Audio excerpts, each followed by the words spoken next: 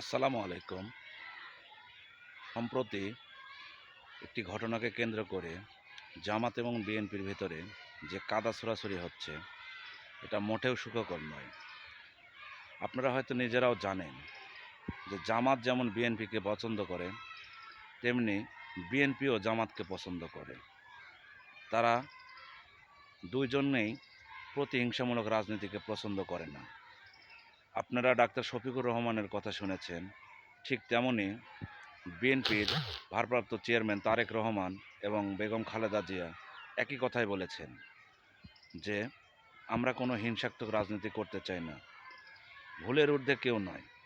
সম্প্রতি একটি কথা নিয়ে আমরা যে নিজেদের ভেতরে কাদা ছোড়াছুড়ি করছি, এটা মোটেও ঠিক না।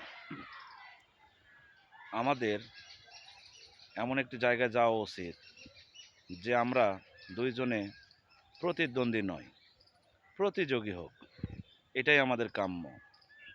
সুন্দর পরিচ্ছন্ন রাজনীতি করে যে জনগণের মনকে সমৃদ্ধ করতে পারবে, জনগণ তার দিকেই রায় দেবে, এটাই বাস্তবতা। এই নিয়ে আমাদের ভেতরে কাদা ছোড়াছুড়ি বন্ধ হোক।